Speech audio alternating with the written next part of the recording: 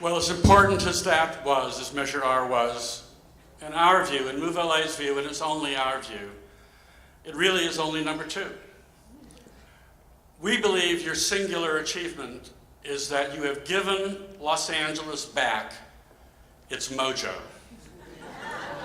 You have given us the ability to think big again and to believe that we can accomplish big things again.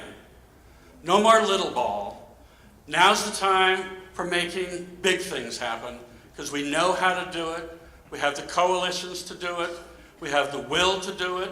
We have the voter support. We know that there are bigger things yet ahead, and every single one of them will have your stamp on it because you have given us the capacity to dream and to organize around our dreams. For that is number 1.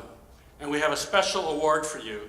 I know it looks like it's merely this poster, but Gloria Oland would like to share with you a little bit about what's really.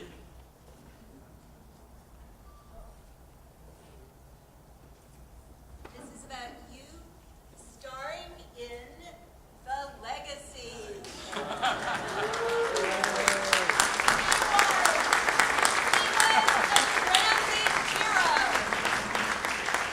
He was a transit hero who changed a city, but also starring with the mayor in this fabulous movie is Barbara Boxer as the senator who moved the nation. Zev Yaroslavsky is the supervisor who rallied the board. Mike Fuhrer is the assemblyman who delivered the bill. Robbie Hunter and Maria Elena Durazo is the workers' champions. Gary Tobin is the man who mobilized the chamber. Richard Katz is the consummate deal maker. Pam O'Connor, the sustainability guru. Art Leahy, Rafi Humparian, and Michael Turner as the inside men.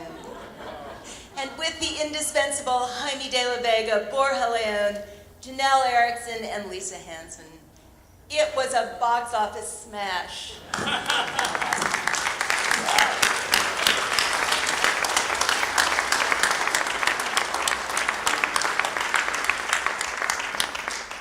Well, the haters will love this. They'll have to talk about me and the red carpets and all the rest of it, but what can I say?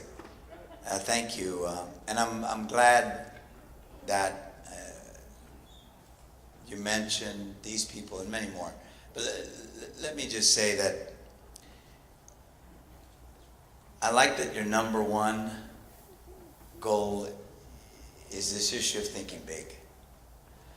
At my State of the City, the last one, I said to the candidates, don't let the Monday morning quarterbacks, don't let the people that aren't in the ring determine what you do inside the ring. Don't be afraid to aim high. When you go to bat, and those of us who played Little League a little bit or played any kind of sport, you go to bat, you get up there and you say, what are you thinking? Like this? You're thinking of a home run. That's what you're thinking. Anybody who's ever played ball, that's what you're thinking.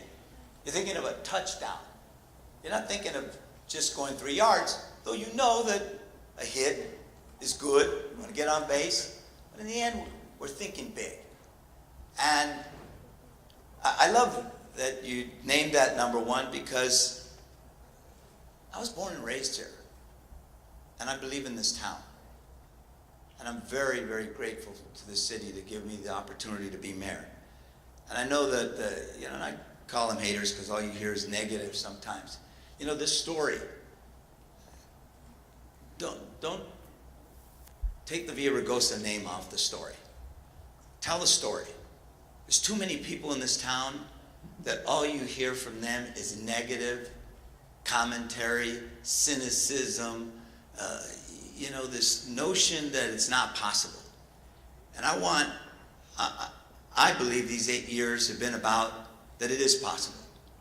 And I'm glad that you talked about the co-stars here because none of us do any of this alone.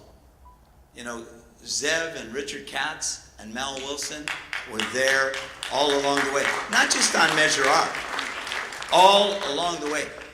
You know, Mike Eng and I were talking. You have no idea what it took to get congestion pricing. None. The battles that we had. I had to convince people like Mike, who was chair of transportation, to go with us. We had the entire congressional delegation, House delegation, against it. The left was against it because they said it's going to hurt poor people. And the right was against it because they said freeways ought to be free. And we got it through.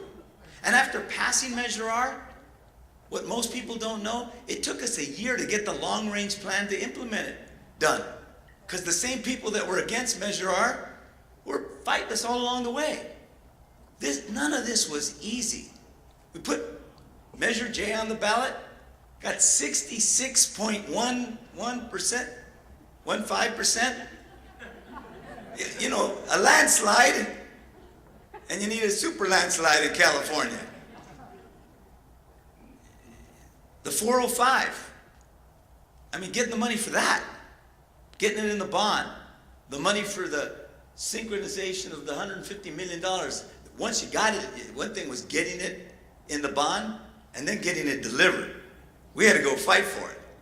All of these things took a coalition. Denny.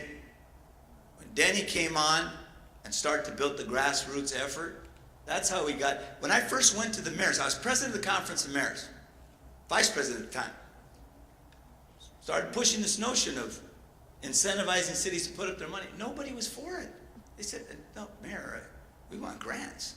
Well, that's nice that you want grants, but grants aren't coming, folks. We got gridlock and deficits and debt. We got to be creative. And it took 5 mayors, 10 mayors, 20 mayors, and then we got 80 mayors, and then 120 mayors, and then 220 mayors. All of this took a coalition of people, but it also took us dreaming big. I mean, let's be honest. Within weeks of getting elected, people said, "Where's your subway to the sea, Mayor?" I mean, you know, people were actually writing that in the newspapers. And that's the other thing. If you want the next mayor to think big and to be bold, and I think he will, if you want our leaders to aim high, you got to tell the story. Because you'll never read about the story in the newspaper of record. Let's be honest. And by the way, I encourage you to look at what we've done in education, in public safety, in the environment in the last 8 years. There actually isn't the chasm that people think on transportation versus those other areas. The tough decisions we've had to make around budgets and deficits and pension reform. So I want to say thank you. This has been a dream come. I can't even say it was a dream come true. I never thought of running for office, much less being mayor. So it wasn't like the impossible dream like it was for Bradley. I hadn't thought about it. It wasn't even remotely in my brain. But once I was determined to make the run, I ran with abandon. I mean, when I first ran, everybody, I was at 9% in the polls. My opponent was at 72. A year later, I beat him in the primary and then lost in the runoff. 4 years later, I came back when almost everybody thought it was exotic, right? Don Quixote, what are you doing? And I went for it. And I hope that, particularly the young people here, but all of you, get behind electeds who are willing to take risks, who are willing to aim high, who put people together. And I mean, you know, Zeb doesn't give a lot of nice compliments. That from Zeb was, you know, heartfelt and received with much gratitude. We put a coalition together.